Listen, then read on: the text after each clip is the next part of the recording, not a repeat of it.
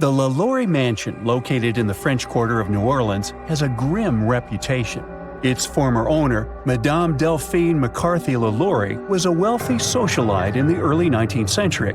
The urban legend says that she treated her workers very badly. One night on April 10, 1834, Madame LaLaurie's house began to burn.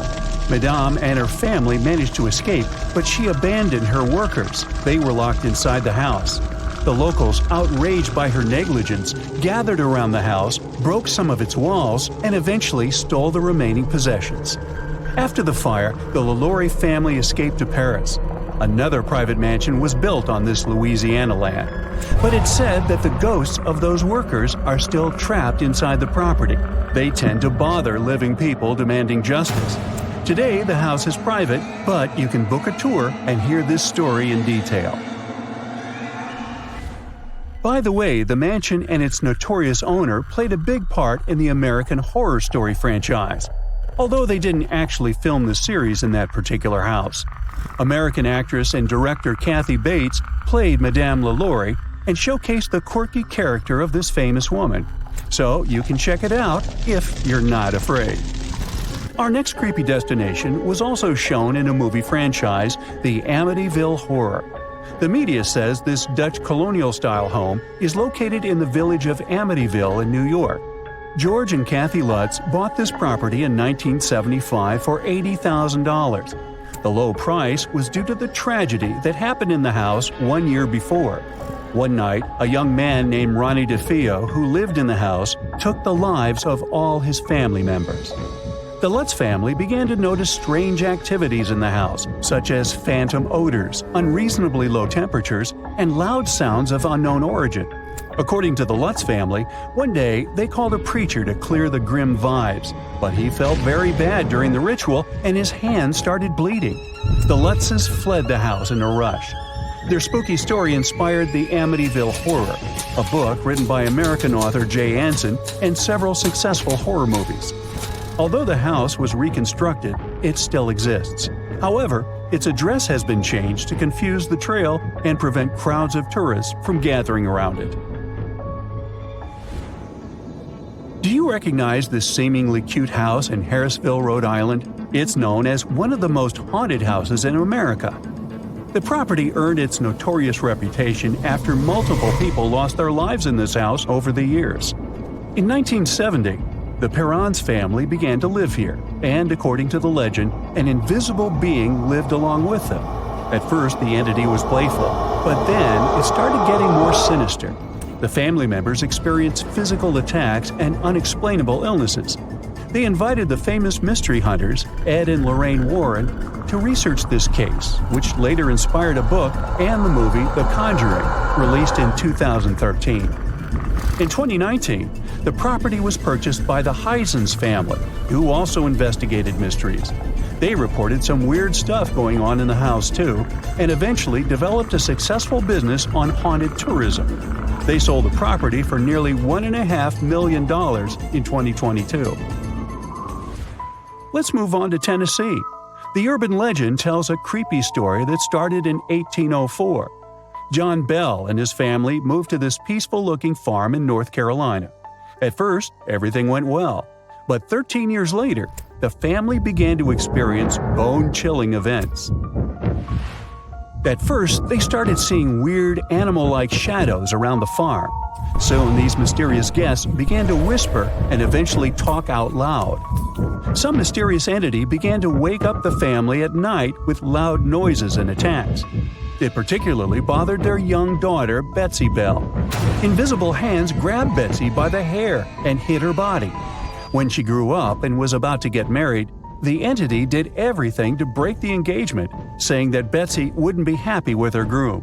Rumors about these scary events spread throughout the village, and the locals began to visit the farm, hoping to see it for themselves. They called the entity Bell Witch.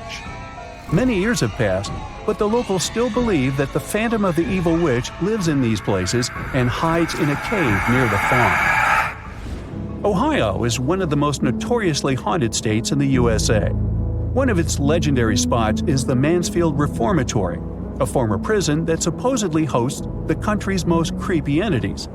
The prison is nearly 130 years old. It was closed in 1990 and soon gained fame, especially after becoming the filming location for The Shawshank Redemption. And since we're passing through Ohio, let's take a look at another spooky place. The Chippewa Lake Amusement Park used to attract many guests with its various rides, roller coasters, and iconic Ferris wheel. But in the 1970s, 100 years after opening, the park was forced to close. It happened due to poor maintenance and low attendance. The park has gone through multiple fires, so today it looks like a bunch of creepy ruins overgrown with shrubs and rust. Mark Twain had been living in this charismatic house in Hartford, Connecticut for about 17 years. In this period, he wrote both The Adventures of Tom Sawyer and The Adventures of Huckleberry Finn. Today, this property serves as a museum that showcases the author's life. But it's also known for some mysterious phenomena. Multiple visitors reported hearing odd noises and seeing a phantom of a woman in white. The most haunted part of the house is the billiard room. Twain used to chill there a lot during his stay, and today, some visitors claim they can smell tobacco smoke as they pass through. Now, Pennsylvania has lots of terrifying tales to offer. Despite its chic appearance, this fancy mansion has been empty for a while now. Its owner, Peter Widener, finished the construction after losing his beloved wife, Hannah, during a tragic yacht trip. It happened at the end of the 19th century, and eventually, Widener lost multiple relatives in this house. He was wealthy enough to invest in the Titanic construction. Perhaps he was fascinated by the idea of an unsinkable ship. But unfortunately, both Peter's oldest son and grandson lost their lives when the Titanic sank. Eventually, the mansion was abandoned. But it's said that the phantoms of the Widener family are still there. And speaking of the Titanic, Molly Brown was one of the survivors. She got famous for rowing a lifeboat for about 7 hours before reaching a safe place. But Molly's own mansion in Denver gained a spooky reputation. She owned the haunted property together with her husband, who ran a mining business. Over the years, multiple people reported seeing phantoms of cats and human figures running down the staircase of the house. The witnesses of such visions insist that something spooky is definitely going on behind these walls. Today, the mansion operates as a museum, so you can go and see it for yourself. And how about meeting a creepy phantom while doing some casual shopping in Soho? The urban legend dates back to 1799. A young lady, Gulielma Elmore Sands, tried to escape with her lover, Levi Weeks. They were tenants in the same boarding house. Around 2 weeks later, her body was found at the bottom of a well in the building that today hosts a large retail store, COS. After the horrifying discovery, the police arrested Levi. Although he was acquitted, Sands' phantom is said to haunt the building as a warning to other ladies. The creepiest thing is that the well is still there and shoppers can see it in the basement at the back of the men's department. Now brace yourself and welcome to the famous haunted toy store in Sunnyvale, California. The legend says that the land under the property used to be a plantation owned by Martin Murphy. He hired a preacher, Johnny Johnson, who fell in love with Murphy's daughter, Elizabeth. But she got engaged to a lawyer. Johnny's heart was broken, and he lost his life in an accident while chopping wood. Today, Johnny's phantom reportedly wanders around the Toys R Us store, still chasing his beloved Elizabeth. Customers and employees report seeing objects moving on their own, hearing mysterious footsteps, and even Johnny's whispers over the intercom system. Ooh. It's Christmas Eve in 1945. George Sauter and his wife Jenny are at their cozy home in Fayetteville, West Virginia, celebrating the holiday with 9 of their 10 kids. Their oldest daughter makes the night even more special, bringing extra gifts for her younger sisters. Good night, kids. The couple heads to bed around 10, but they decide to let the kids stay up late to enjoy their new toys. Little do they know that right then, at that very moment, it's the last time their whole family is together. At midnight, the phone rings. Jenny wakes up and rushes downstairs to answer it. It's an unfamiliar female voice on the other end. and creepy laughter emerges in the background. Jenny says that the person has the wrong number and quickly hangs up. On her way back to bed, she closes the curtains, locks the door, and turns out the lights. She glances at her oldest daughter, who is peacefully sleeping on the living room couch. So Jenny thinks to herself that the kids must be upstairs in bed. Well, she probably should have double-checked that. It's 1:30 in the morning and Jenny wakes up once more. This time, a thick smoke is creeping into her room. Jenny and her husband rush out of the room only to find flames everywhere. Despite being completely shocked by the tragic scene, the couple and 4 of their kids manage to escape. But the other 5 kids are still inside the house. I mean, they must be, right? The thing is, investigators did a brief search of the grounds on Christmas Day, but they didn't find any trace of the kids. And that's strange. You see, the family's home was reduced to ashes in 45 minutes, and a body usually takes 2 to 3 hours to fully disappear in a fire. Could someone have taken the kids? Well, that's one theory. On the night of the fire, one witness indeed reported seeing a black sedan full of people speeding away from the family's house. And the chilling part is that some people reported seeing the kids in a car, at a restaurant, and even in a hotel on the following days. But none of these reports were confirmed.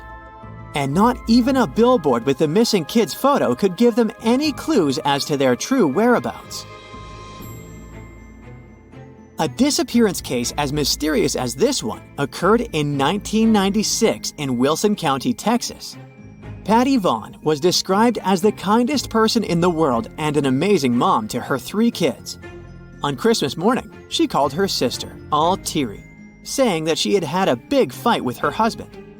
But that was not surprising because they were going through a tough divorce after 13 years of marriage.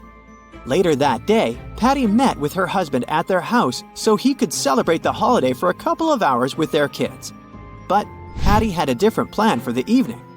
She wanted to drop their kids at her cousin's house and enjoy the last hours of the holiday with her new boyfriend. Unfortunately, she never got to meet him that night. The day after the traditional gift exchange, Patty's boss found her blue Dodge Caravan on the side of a road leading to her home and workplace. But she wasn't inside, and she was never seen again. Have you ever heard of Britain's Roswell? Yep, that went down during the holidays, actually on the day after Christmas in 1980. On that day, 2 officers reported seeing a strange light in Rendlesham Forest, located in Suffolk, England.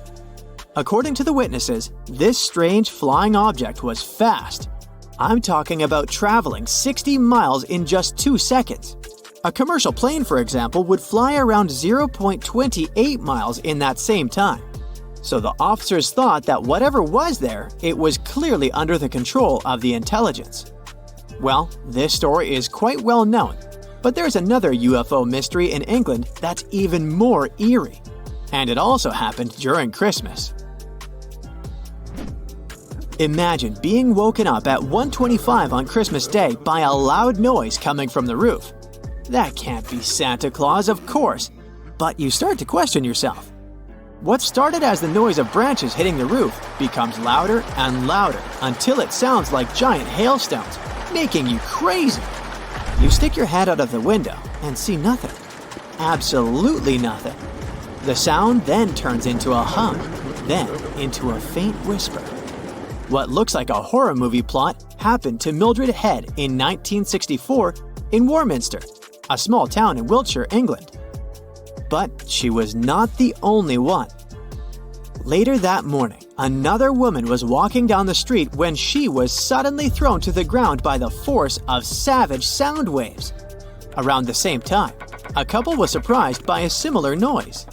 They described that frightening sound as if 5,000 tiles from their roof were ripped off and then put back on again. In total, more than 30 people reported hearing mysterious noises that Christmas morning. That was just the start of what we now call the Warminster Thing, a decades-long enigma of UFO sightings, scary sounds, and cars mysteriously breaking down after these strange occurrences. Over 50 years have passed, yet no theory can fully explain what happened in the UFO capital of the UK. Santa Claus coming down the chimney, 8 tiny reindeer, stockings filled with gifts. This perfect holiday recipe is described in the "'Twas the Night Before Christmas" poem. But there's a mystery hidden in that iconic poem. You see, the verses were first published in a newspaper called the Troy Sentinel on the 23rd of December, 1823. But there was a problem. The poem didn't have an author. This mystery persisted for 21 long years until a language professor from New York City named Clement Clark Moore claimed authorship. Mystery solved? Well, not exactly. A letter from 1879 raises an intriguing possibility. The author of the poem might not be who we think. In this letter, the daughter of a New York poet and farmer named Henry Livingston Jr. says that "'Twas the Night Before Christmas" is actually her father's work. She was too young to have heard the poem when it was originally recited, but the family says that her father read the poem to his kids 16 years before it was first published in the newspaper. But don't get too excited, because this whole story will probably remain a Christmas mystery. The truth is that the alleged author passed away just 5 years after the poem's publication, never once claiming to be the real author. The holiday season is usually a peaceful time of the year, but 1997 was an exception to this rule. It's December 22nd. And Beth Ann Ricketts decides to do some Christmas shopping in the morning. She grabs her black purse and leaves her home in Des Moines, Iowa. She buys gifts for her kids and even decides to treat herself, choosing a special dress for New Year's Eve. Unfortunately, she never got the chance to wrap those presents. Beth Ann never returned home, and a series of strange events unfolded after her disappearance. Later that same day, at 2 o'clock in the afternoon, a fire broke out in her house. In her bedroom, to be more precise, and the firefighters couldn't determine its cause. On Christmas Eve, TV networks in Des Moines were discussing Beth Ann's disappearance. Shortly after her story aired, her boyfriend called the police and informed them that she wasn't missing after all. According to him, Beth Ann called him saying that she was okay and didn't want to be found. Unfortunately, she hasn't spoken with friends or relatives since that holiday, not even her 2 daughters and her son. And that's weird to say the least. So, her family is still searching for the answers to this mystery. It was a pitch-dark night, and we were out for a walk. Suddenly, a bright white light came from the train tracks. It was getting closer and closer before it reached the woods and suddenly faded away in the distance. This story, told by hundreds of witnesses, sounds quite normal until you find out those train tracks have long been abandoned and torn out. The last train that could have been the source of light had departed many years ago. The mysterious ghost train became the main site of St. Louis, a little village in the Canadian province of Saskatchewan. There are just around 400 people living there, and hundreds visit it to see the St. Louis light. It was featured in books and online, and was on TV shows like Unsolved Mysteries. For decades, no one could explain what it really was. Some people spotted a white light. Others said they'd seen a red one.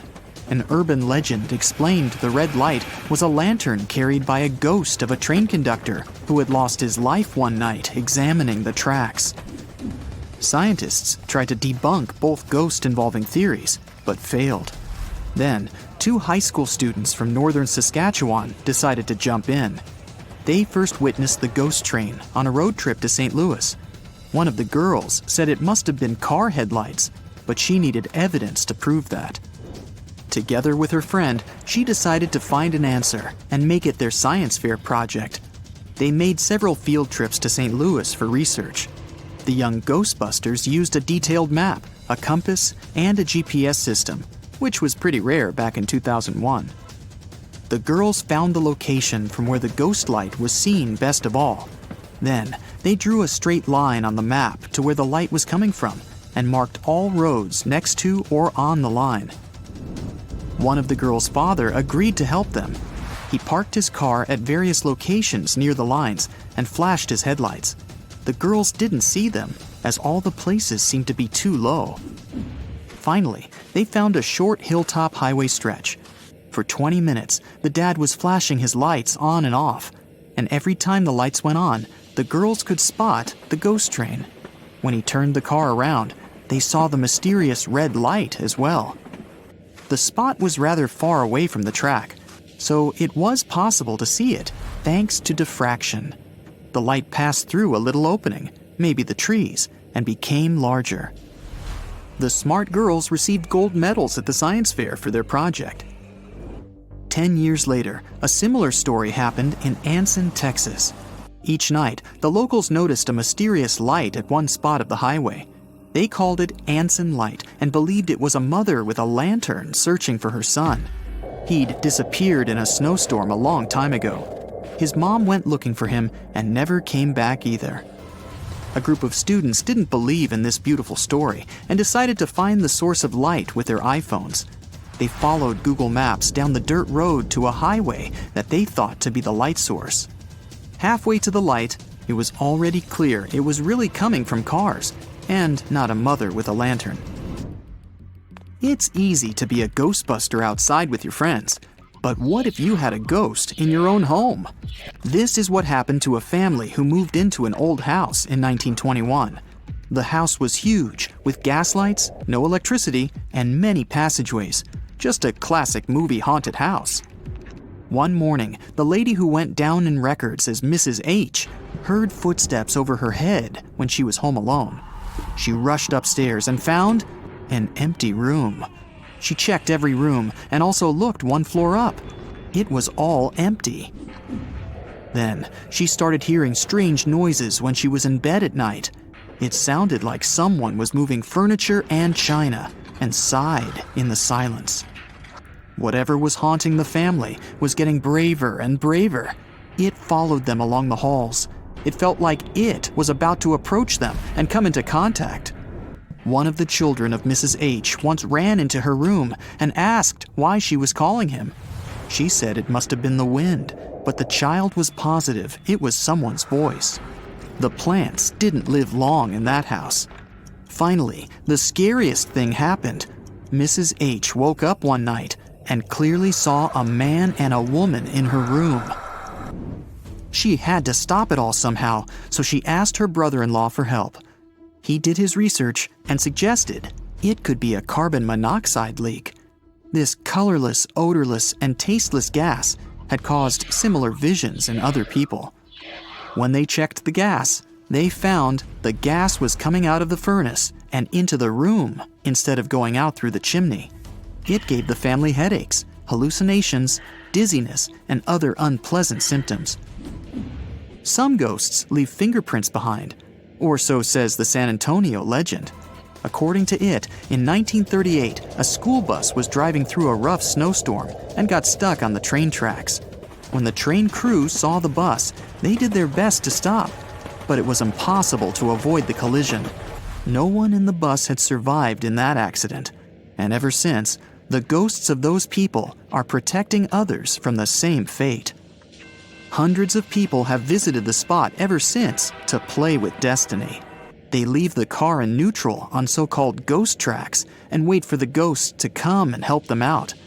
Some people put baby powder on their cars to have fingerprints as evidence. And they do see the fingerprints once they get out of the car. Turns out there's a logical explanation for this one as well. There's an incline on the tracks, so when the car moves a bit, you can see your own fingerprints in baby powder. And the original story that inspired the legend didn't even happen in San Antonio, but in Salt Lake City, Utah. Something unexplainable was happening on the campus of Coventry University in England. Whoever visited the 14th century cellar ran out of it in fear.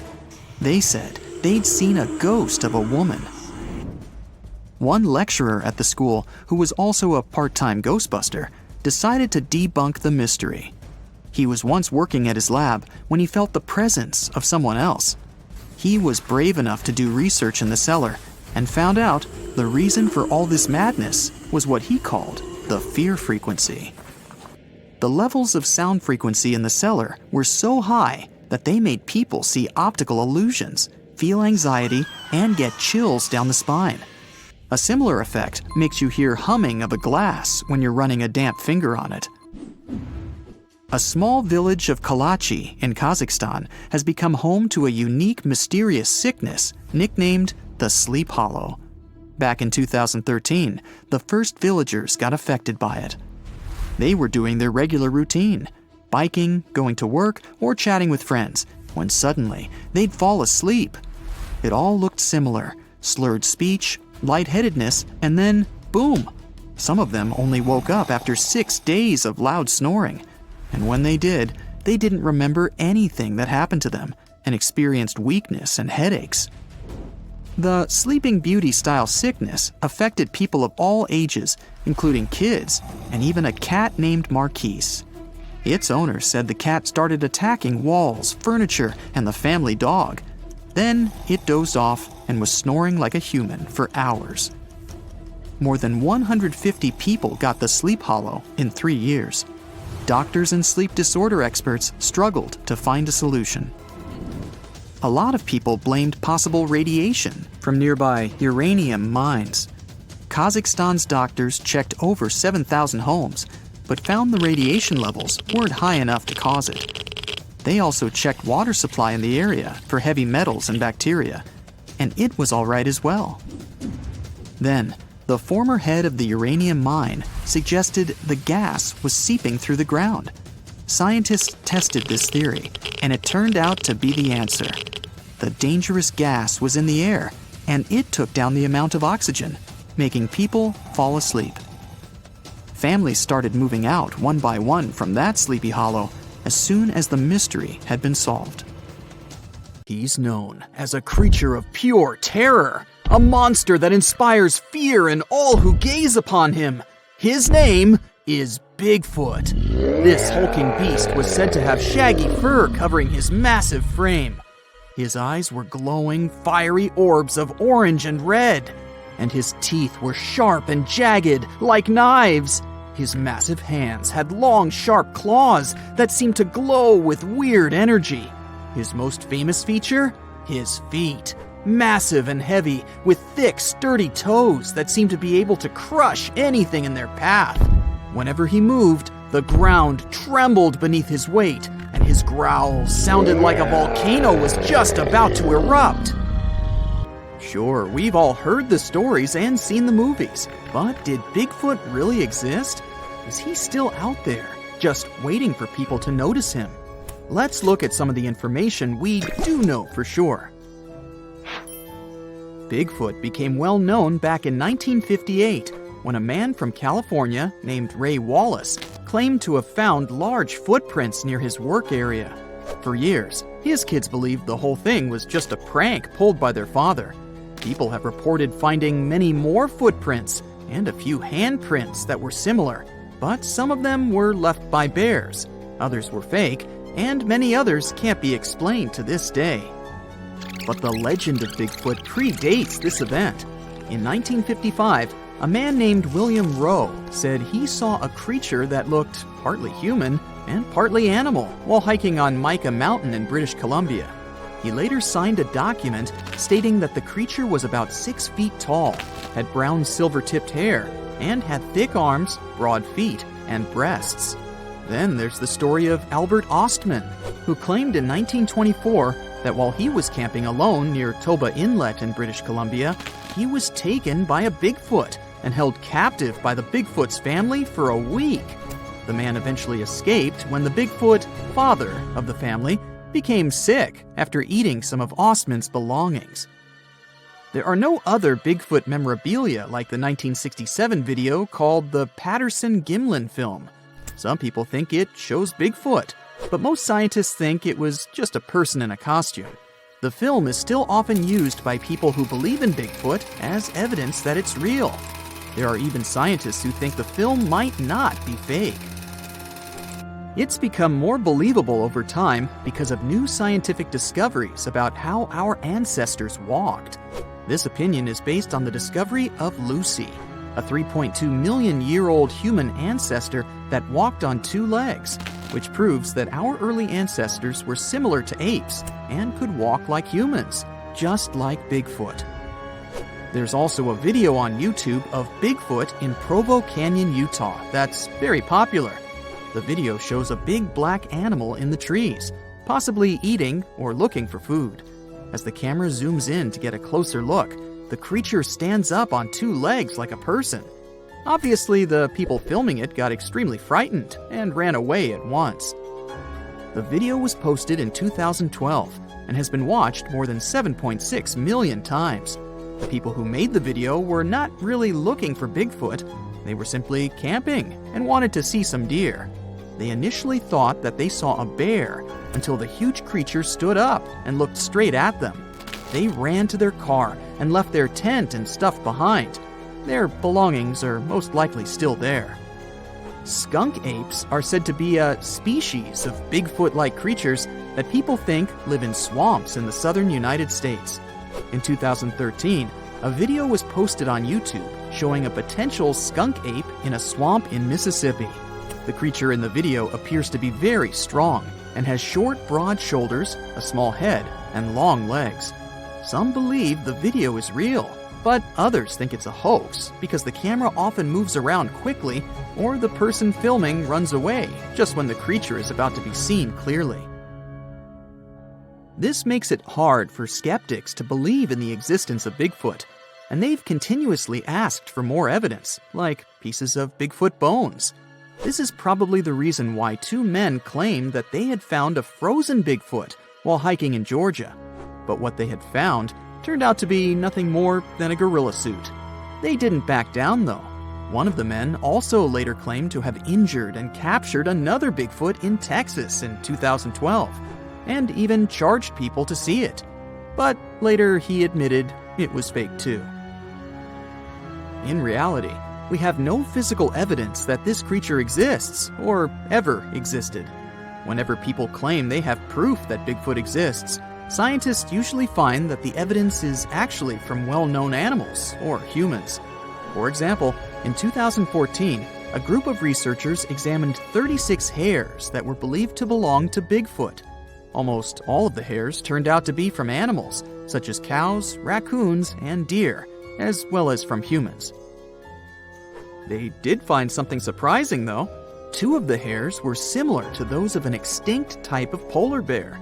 Scientists concluded that these hairs could have come from a new type of bear, or a mix of different bear species. But they were definitely from a bear, not a primate like Bigfoot. Another possible theory that could explain these Bigfoot sightings is that the noticed creatures are, in fact, chimpanzees, gorillas, or orangutans. This idea is often mentioned in connection to skunk apes because some people believe that the hot and humid climate in the southeastern U.S. could let this species thrive there. Sure, Bigfoot might be entirely made up, but it may not be on purpose. Our brain has a lot to do with it, too. All because of a little thing called pareidolia. This is the tendency to see patterns or familiar objects in random or ambiguous things, such as seeing faces in clouds or animals in inanimate objects. It's a psychological phenomenon that can lead people to perceive things that are not actually there. We might be tricked by our brains into thinking we've seen Bigfoot, because we tend to spot human-like shapes in our environment. This often happens with blurry photos or videos of the supposed Bigfoot. Other people believe that Bigfoot is a type of ape that used to live in Southeast Asia and is now extinct. These people think that Bigfoot may have come to America by a land bridge that used to connect Siberia and Alaska during the last ice age. However, there's no evidence of this ape in America, and we don't know much about how it moved because scientists only have the fossils of its jaw and teeth to study. Some specialists believe this ape might have walked on 2 legs, but others say it walked on all 4s because it was so big. Some scientists believe that Bigfoot could be an extinct species called Paranthropus, which used to have a skull similar to that of a gorilla. It walked on 2 legs. However, the Paranthropus fossils have only been found in Africa, so there's no reasonable explanation for the Bigfoot sightings in America. Others believe that Bigfoot could be related to the Gigantopithecus, a type of ape that lived millions of years ago. Some people have even suggested that Bigfoot could be the missing link between apes and humans, but this idea is not supported by scientific evidence. There are theories that claim that Bigfoot was actually a Neanderthal. We do know for sure that Neanderthals are extinct because there are no known living individuals of this species. All evidence suggests that Neanderthals became extinct around 40,000 years ago, and there have been no confirmed sightings or discoveries of Neanderthals since then. Also, no remains of these species have ever been found in the Americas. What's up? Feeling anxious while landing? Hey, there's no need to worry, even if you land in such a particular place as Bhutan. Thing is, the terrain here is so extreme, it makes it super complicated to land. What's interesting about flying there is that there are really few pilots out there who are certified to land in Bhutan. Yeah, zigzagging toward the ground sounds like a real quest. Bhutan Paro International Airport is often named one of the world's most dangerous airports. In the whole world, there are only 2 airlines that fly to this airport. About 10 years ago, there were only 8 pilots who were permitted to fly there, but today the number is a bit bigger.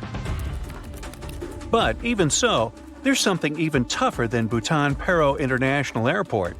Seems like the Tenzing Hillary Airport in Lukla, Nepal has every possible danger.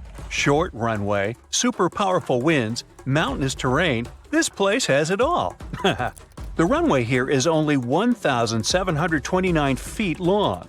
Just for comparison, a regular runway in most airports is about 10,000 feet long or even more. Now, many airports have carpets in their gate areas. This nicety usually comes with a few other perks: low ceilings, comfortable seats, and a pleasant natural lighting. Needless to say that all those decorations cost airports a pretty penny, and carpets are not as easy to clean as hard floors are.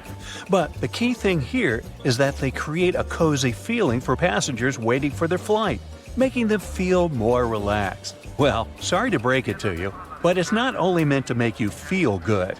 According to social research, calm passengers are about 7 to 10% more likely to go window shopping and actually buy something in the lounge area or duty-free zone. So, by investing in the passenger's comfort, airports are likely to increase their own income. Hey, as for spending money in the airport, there's an actual term for the first 60 minutes after you clear check-in: the golden hour. It's the time when passengers statistically spend more money in retail and duty-free areas of the airport. And having the most comfortable seats in those areas right in front of the shops is a clever trick to lure you in for shopping. Let's admit it, sitting in a comfy chair while looking at a flashing sign or shopping window can be tempting, and that's exactly what the airports want you to feel. You know how it sometimes goes? You get to the security checkpoint, and suddenly, it turns out you have something prohibited to take on board in your carry-on. Bye-bye, water bottle. Actually, you have an opportunity to mail them to any address inside the country. As for the unclaimed baggage, it's usually stored for about 60 days. Things taken away by security and not claimed can also get sold at special auctions and are delivered worldwide. Most airports have specific experts called profilers. These people practice what's called SPOT, or the screening passengers by observation technique. They carefully analyze facial expressions, gestures, and behavior to detect suspicious people. Their job is to notice the nonverbal signs of anxiety, such as people licking their lips, itching, or looking around a lot. If a profiler notices a person acting in a weird or off way, they can invite them for an inspection, where they will talk to the person to try to find out more about them. Profilers work in both the main terminals and passport control. The typical question they ask is, "What's the purpose of your visit?" They then check the person's reaction to this inquiry. No matter how reserved a passenger is, if they have something to hide, TSA officers will find out, thanks to the tiniest clues in people's behavior. So, you arrive at the airport already anticipating a couple of weeks away from work and all your daily troubles, park your car in the lot, and then find out that it's going to cost you a small fortune to leave your car there. Why so much? Well, airport parking lots are a business just like any other. The land on which they're built, the construction of the lot itself, the maintenance of the whole thing once it's already in operation, all that costs a handsome amount of money. And somebody has to pay for it, of course. In addition, parking right next to an airport is simply convenient, which adds to the final cost. If you're not ready to dip into your pocket for a piece of extra comfort, better take a cab or have a friend drop you off. Contrails, those white trails airplanes often leave behind them at high altitudes, are easily mistaken for engine exhaust, but most are nothing more than water vapor. During a flight, moisture in the air collects in the engines before being vented with the exhaust. The hot, wet air leaving the engines mixes with the cool, dry air found at high altitudes, resulting in long, thin lines of vapor. Humidity determines when contrails form and how long they remain visible. If it's already humid up there, then there's more water and the contrail is more prominent. And if it's cold, the droplets may turn into ice, staying behind for a much longer time. It might seem odd that the flight crew cares whether your window shades are up or down. The main reason is so the passenger's eyes can adjust to the outside light. Mostly, it's just a matter of getting people on and off quickly. But in an emergency, the last thing they want is people stopping to blink before they evacuate the plane. Another reason for all the shades to stay up when the plane is about to take off or land is for the ground crew to see if there's any trouble on board. For example, if there's a fire in the cabin, the ground crew outside will immediately notice it and act accordingly. If the shades are down, they might lose precious time to rescue the passengers and the flight crew. Looking out the window on a plane's wing, you see a small yellow double hook on it. It seems strange since it might mess with aerodynamics, but it's there for your safety.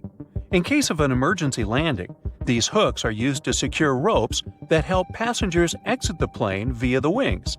If they're slippery, the rope will help you keep your footing and not fall over while going down. Woo-hoo! There are several extremely fast streams of air high up in the atmosphere of our planet. They move in strange ways, but have a more or less constant flow, allowing passenger aircraft to use them. When an airplane comes close to a jet stream, it may adjust to the direction of its current and fly a lot faster, propelled by the flow. Many airlines use this to their advantage to cut fuel costs and make air travel even faster. Clouds, especially thunderheads, can indicate that an area of turbulence is ahead. But sometimes, clear air turbulence occurs when a plane can drop a few feet and start shaking without any warning. It happens when two bodies of air collide at very high speeds and it's absolutely invisible, so the pilots can't tell when it would happen. The chances of getting into an area of clear air turbulence are higher at low altitudes over mountain ranges and near jet streams. Normally, after it's hit by lightning, an airplane is sent for inspection, but it can still safely complete its current flight. The fuselage conducts electricity well enough, and, like a lightning rod, the zap will most probably strike one of the tips of the airplane, either one of the wings or the nose. Then it seeks the ground, but doesn't find it, so it exits from the tail. It's easier for electricity to roll through the surface of the plane than to go inside, so people on board are safe from its effects. Still, lightning is powerful, and there can be some damage done to the plane on the outside. Anyway, if you're still nervous about flying, remember what pilots say. Any landing you can walk away from is a good landing. That didn't help, did it? Now, if you could get into a time machine and travel back to 1969, you'd see something spectacular. What you're looking at isn't some random desert. It's one of the most powerful waterfalls, completely dry. In the summer and fall of 1969, the American side of Niagara Falls stayed without water. It lasted 6 months. Researchers wanted to study the rock face of the falls. They were afraid it was going to become too unstable because of erosion. Erosion is the process when natural forces, such as water and wind, wear away earthen materials. For example, if you see glacial ice become muddy, it means erosion is happening. 3 waterfalls that cross the international border between Canada and the United States together make something we know as the magnificent Niagara Falls. The three waterfalls are the Horseshoe Falls, the American Falls, and the Bridal Veil Falls, in order from largest to smallest. The American Falls are fully on the American side, while the Horseshoe Falls are primarily on the Canadian side, divided by Goat Island. The Bridal Veil Falls, the smallest of them all, are on the American side, but separated from the others by Luna Island. Don't America and Canada have a cool natural border?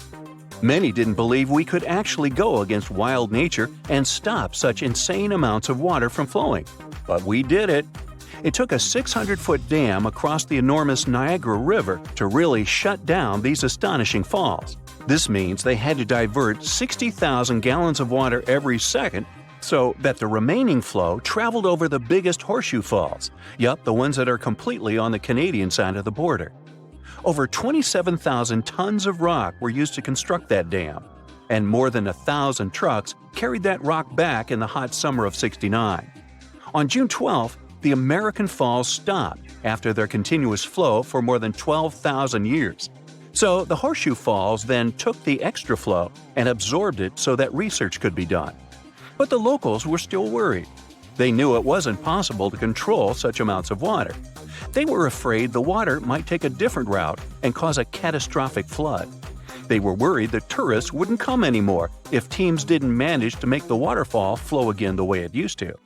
But tourists kept coming even that summer, and they got a unique chance to see something no one had ever seen before or after.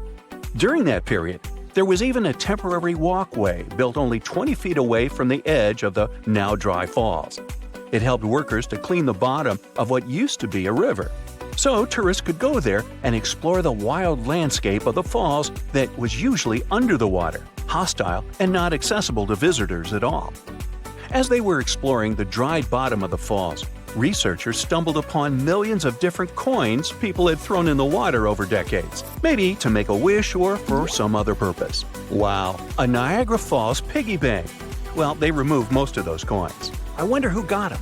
But in the past couple of decades, more and more tourists have been coming here. Imagine all the things they could find now. More coins, of course, but also lost cameras, errant drones, cell phones, and other things careless visitors could accidentally drop in the waterfalls. The idea of removing all the water and turning Niagara Falls into a desert proved to be possible, but it may need to be done again.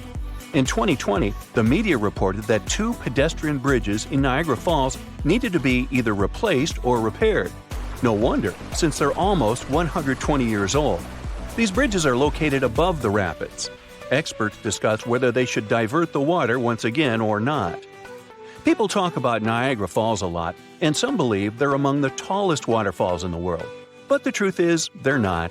They're famous, precious, and breathtaking. But when it comes to height, there are nearly 500 other waterfalls across the globe that are taller than Niagara. Let's take Angel Falls in Venezuela, for example. They're more than 3,000 feet tall. But what makes Niagara Falls so special, among other waterfalls, is the amount of water that flows over them. Very high waterfalls don't usually have great amounts of water. The combination of all those huge amounts of water and the height is what makes Niagara Falls so breathtaking.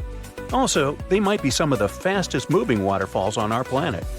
The Niagara River appeared after the last ice age, together with the whole Great Lakes Basin. The Niagara River is part of it. 18,000 years ago, I wasn't around then, this awesome waterfall didn't exist. Ice sheets covered the area of southern Ontario. They were 1 to 2 miles thick. As the ice sheets were moving southward, they created the basin of the Great Lakes. Then they melted, releasing enormous amounts of water into the basins. Generally, the water we drink is fossil water. Only 1% of it renews through the year, with the remaining 99% coming from ice sheets. The Niagara Peninsula hasn't been beneath the ice for nearly 12,500 years. As the ice melted, the resulting water started to flow down through what later turned into Niagara River, Lake Erie, and Lake Ontario. It took a lot of time, but the water eventually eroded cliffs and formed these spectacular falls. Now, you might have noticed that the Niagara River is amazingly green. This specific color tells us how powerful the water is when it comes to erosion. Every minute, Niagara Falls spews over 60 tons of dissolved minerals. All that, together with dissolved salt and finely ground rock, makes the color so magnificent. People who live in the United States and Canada, or more precisely, over 1 million people who have access to the area, use the waters of Niagara River for different purposes. For example, fishing, getting drinking water, doing recreational activities, including swimming, boating, and birdwatching, producing hydroelectric power, and so much more. Now, the first hydroelectric generating station in the world was built at the end of the 19th century, and it was right next to the falls. Pretty soon it started paying off because people were getting electricity from it. But this electricity could travel only 300 feet, so something needed to be improved there. Nikola Tesla was the one who took up the challenge and made the necessary changes. He discovered that electricity could travel long distances if an alternating current was used. Today, several Niagara Falls power plants provide over 2 million kilowatts of power. Okay, I'll tell you another interesting thing. 1969 wasn't the only time when Niagara Falls stopped. Back in 1848, the water didn't flow over the falls for up to 40 hours. Now, the falls were already very popular among tourists and a useful source of energy for local people, so no wonder they freaked out. Nature was to blame this time. Ice blocked the source of the Niagara River. An American farmer was the first one to notice it. It was March 29th, and he went for a walk right before midnight. Soon, he realized he couldn't hear the powerful roar of the falls. He quickly went to the edge of the river and stood there in shock. There was hardly any water. Factories and mills had to shut down because they depended on that water. Turtles were just wandering around. Fish didn't survive. Some people took a walk on the river bottom, taking little things they could find there as souvenirs. But 2 days later, on March 31st, people heard a distant rumbling coming from upriver. It was getting nearer and louder until a wall of water appeared in front of their eyes. And one of the world's greatest attractions that millions of tourists visit every year was back in business again. Magnificent and, in the end, invincible. As it should be. Imagine, you're on a vacation and your hotel reservation gets cancelled. Bummer. You'll have to find another place to stay, right? Yeah. You start Googling for accommodations when you stumble upon this ad. It mentions a hotel that seemingly has an infinite number of rooms. They'll surely have a room available for you, right? Oh, yeah. You arrive at the hotel and you're greeted at the check-in desk by the hotel manager. This receptionist in particular sure does look special. You'll soon find out why. He starts by saying all his rooms are booked. The infinite number of rooms are all filled by an infinite number of guests. But wait, the manager might have a solution to still check you in. Told you he was special. Oh, yeah. He begins to explain that all the rooms in the hotel are numbered, starting from room number 1. It goes on to room number 2, then 3, moving forward infinitely. At this hotel, there is only one person allowed per room. So, if there is one person in each one of the rooms, how will he make space for you? Simple. He asks each one of the guests to move down a room. This way, the person staying in room number 1 moves over to room number 2. That person in room number 3, and so on. Once every one of those infinite numbers of guests moves down a room, the first one becomes available for you to stay. Ooh, yeah. While you're waiting at the reception, a bus shows up, wanting to check in too. 100 guests are waiting inside the bus. The receptionist applies the same strategy. He moves everyone down 100 rooms until the first 100 rooms become empty and ready to receive guests. Word rapidly spreads around that there's a hotel that can fit a lot of guests. Obviously, more buses like this one start to arrive, and they're not just a lot of buses. An infinite number of buses with an infinite number of passengers get lined up at the hotel entrance. Our receptionist is clever yet again. He opens his infinite agenda with an infinite number of pages and starts preparing a table. This one too has an infinite number of columns and rows. In this table, there's a row for each bus, with the row at the top for all the people that are already in the hotel. He uses the columns to show the position each person occupies. He's got room number 1, room number 2, and so on. He moves on to fill the table with bus 1, seat 1, then bus 1, seat 2. His goal is to make sure each person gets their unique code. This code is made out of a combination of the vehicle and the seat number. He then proceeds to show everyone how he'll assign the rooms. Starting with the top left corner of his table, he draws a line that zigzags back and forth across the table, going over each person exactly once.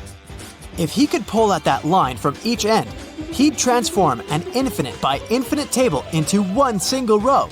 Once the order from that line is defined, he assigns each room number to its designated visitor. Everyone fits once again. Just as our brilliant receptionist is about to take a break, a big bus appears at the hotel entrance. Not a regular vehicle, but a party bus. It has no seats. But as you can already imagine by now, this one has an infinite number of passengers too. As they step down from the bus, you listen to their names. They sure are weird. Soon enough, one of the new party visitors starts to explain why they call each other the way they do. Since there's an infinite number of them in the bus, they've all decided to use unique identifiers, only using the letters X and Z. To keep with the theme, these names are also infinitely long. One person might be named XXXXXXXXXX, with letters going on indefinitely, while another may be named XZ, XZ, XZ, XZ, XZ, XZ again, with its name going on forever. After thinking about it for a bit, you figure out that there's a person for each possible infinite sequence of these two letters. But just as the people from the party bus start entering the hotel, the receptionist says that he's not able to fit all of them into the hotel. "It might be a bit complicated to explain this time," he says, "but let me try." He starts by opening up his infinite agenda once again. He then proceeds to assign rooms to the people on the bus. Let's say room number 1 is for the person named XXXXXXXXXX, while room number 2 is for the person named XZ, XZ, XZ, XZ, XZ, XZ. To finish up, he'd technically have to keep going, allocating a different string of X's and Z's to each of his infinite number of rooms. "Here's where it gets tricky," he says.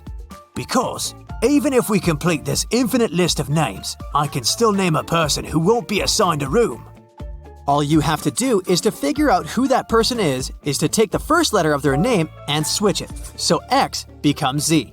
Then you take the second letter of the second name and switch it from Z to an X. If you keep doing that, the name you write down is surely not going to appear on the list. You might have stumbled upon a hotel with an infinite number of rooms, but that's not to say it can fit literally everyone, because those rooms are infinite, but they are countably infinite. Even if it would take forever, you could technically count all the rooms in the hotel. The reason why you can't squeeze all the people from the party bus is that those people are uncountably infinite. There's no systematic way to identify them. When you look at it this way, it does make you think, are some infinities bigger than others? This theory is called David Hilbert's Infinite Grand Hotel, and it's not the only one of its kind. The friendship theory is a funny one too. It means that most people have fewer friends than their friends have.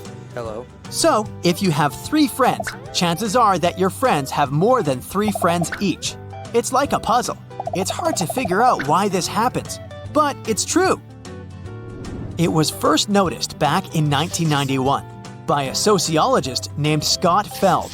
He made this unusual discovery when looking at existing social networks. He calculated the average number of friends that a person has and then compared this number to the average number of friends those respective friends had too. The interesting part happened when he noticed the second number is always bigger. Problem is, there's no logical explanation for this phenomenon. Why is this important, you might ask? Because it affects the way we perceive ourselves in relation to others. Most of us look at our friends as being happier, richer, and more popular than they are. But it's important to remember that almost everyone is in the same situation. Then, there are Zeno's theories, which are puzzles about motion. They ask questions like, if you have to take half of the steps to get somewhere, and then half of those steps, and then half of those steps, will you ever get there? The answer is yes. Even though it might seem like you'll never get to the end, if you keep taking half of the steps, you will eventually get there. It may seem weird, but all these theories are in fact paradoxes. In math, there are mathematical conclusions so absurd that it's difficult to understand, even though every step you took before reaching that said conclusion is correct. In most scenarios, the paradox is the contradiction of the statements themselves. In David Hilbert's Infinite Grand Hotel, for example, these statements are that the hotel can be fully booked and have rooms available at the same time.